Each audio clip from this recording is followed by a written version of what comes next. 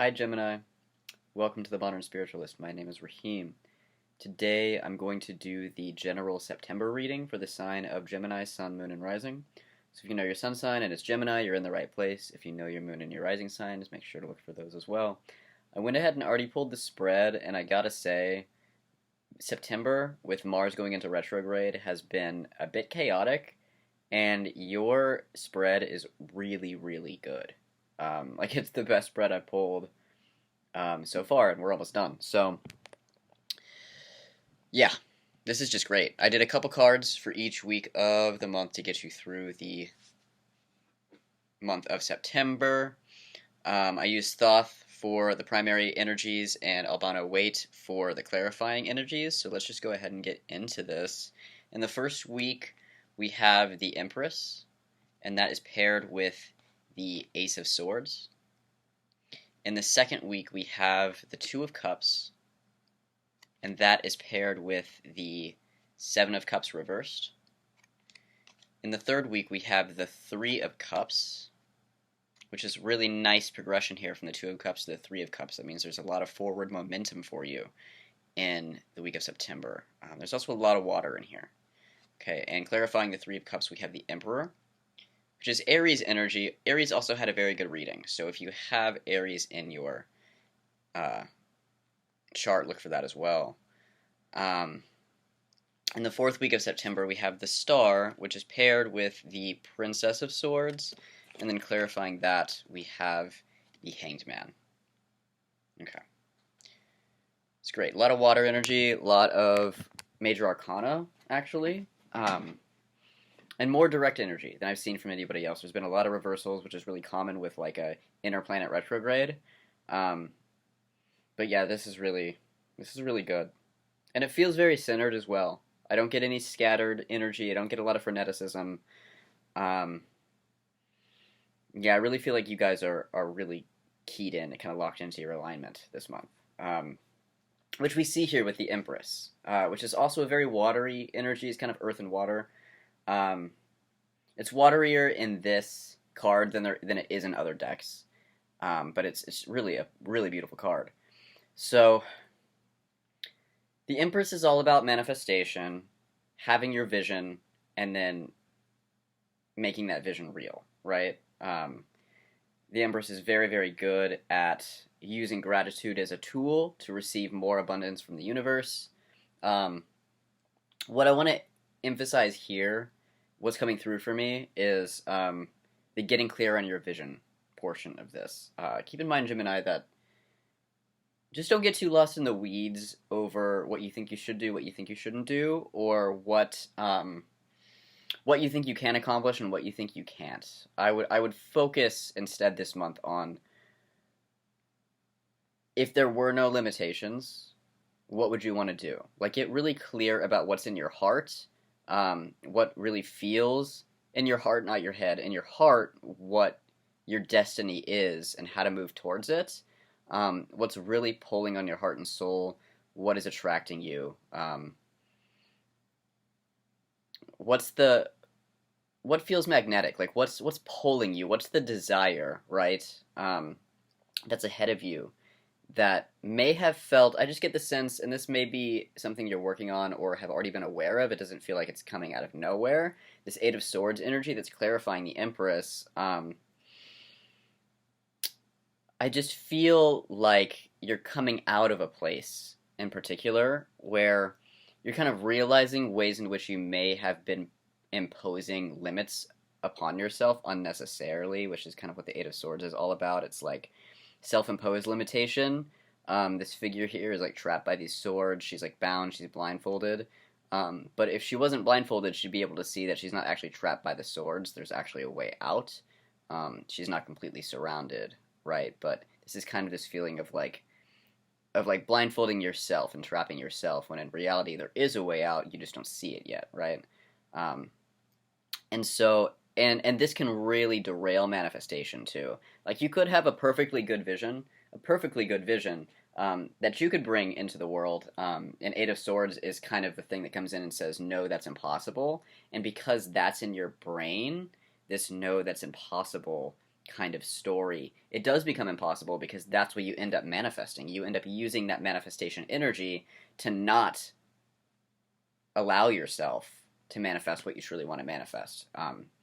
And so this Eight of Swords energy is all about getting clear of those self-imposed limitations and really coming up with a plan moving forward, not getting too in your head about every little detail and how things are going to work out. Leave that up to the universe.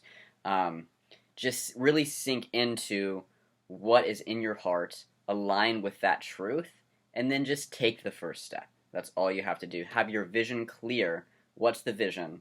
And then don't think about every single step that comes after it, because things are always subject to change. You never know how things are going to work out, and you never know what you're like not seeing behind the scenes, right?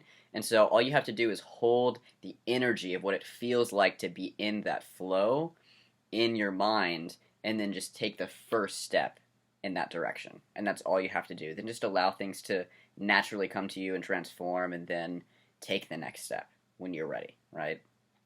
And in this way, we can stay in the present moment while we're still moving towards whatever that vision is. So get clear on your vision this month. In the second week of September, we have the Two of Cups, which is a beautiful energy. And I'm feeling, okay, I have to bring the Empress up again, because I'm feeling here, Two of Cups is all about what's in your heart. It's all about what you love, right? And we just said that here, about what's in your heart, move towards that goal. So this is you getting clear on what that is. And this is great. It's paired with the Seven of Cups reverse, which means, again, you're coming out of a place where it felt like too many possibilities or too many limitations or both at once, and it might have been overwhelming. You didn't know what to do. You didn't know how to move forward. You didn't know what choices to make, right? And this Seven of Cups is kind of saying, you're at this place now where you're looking at all these possibilities, okay? And then this Two of Cups comes in to say, basically erase all the noise. Eliminate everything that is not in your heart. Eliminate everything that you do not love, that does not have a pull on your soul, right? And then you're not going to be looking at a million things. You're going to be looking at a few, one or a few very, very good things that you can't not pursue, right? Because the feeling is too strong. So really tap into, what do you love, Gemini? What do you love? In the third week of September, we have the Three of Cups, which means you have something to celebrate with people. This could be reunion if you're seeing people that you haven't seen in a long time. This could be because the Emperor is here. This could be you celebrating yourself. Like maybe you do have a breakthrough where you realize what it is you're going to pursue, right? In this first half of the month, with the Empress and the Two of Cups here. It's like discovering what you love, clarifying that vision, and making a plan to move forward. And that may be celebration enough. Maybe you're looking back on how far you have come and realize that you're not the same person that you used to be. And that you've actually already done so much. And this is the opportunity to give yourself credit for everything you've already done for yourself, to get to a place where you can say, hey, this is what I love, and this is how I'm going to move towards it, right? Because that's power. That's power. And that's what this Emperor is. This Emperor is your power, your will, your focused direction and ability to make the decisions that you want to make for your own life, outside of limitation, right? This is about, I've made a choice and I'm sticking to it, right? And let's just celebrate that. Let's celebrate the ability to be in that space where you can make that kind of choice and you can own it, right? And in the fourth week of September, we have the Princess of Swords and the Star. What I like about this is the Princess of Swords it's a mental energy. It's an air sign energy, so it's Gemini energy. And so paired with the Star is really beautiful, because the Star is about your highest good, right? Your highest power, or sorry, not your highest power, but your highest sense of yourself, your highest self. And what is Gemini really? What is Gemini as a purified archetypal energy? Gemini is a sea of idea and communication and complexity and quick thinking and cleverness and the ability to almost be in two places at once, right? To hold space for seeming opposites, right? But the gift of Gemini is the ability to acknowledge that two opposing things are actually one entity, right? And it brings you back into the oneness, back into the flow of the web of life in which we're all connected, right? I mean, that's Gemini. That's Gemini. And so I get the sense that whatever it is that you are doing here, whatever it is that you love, that you are choosing to move towards, I get the sense that it's just really aligned with your heart and soul. I mean, hearts can be hijacked, right? They can be hijacked and go towards the wrong dream, and this is not that moment. This is your heart aligned with your highest power, your highest good. This is destiny.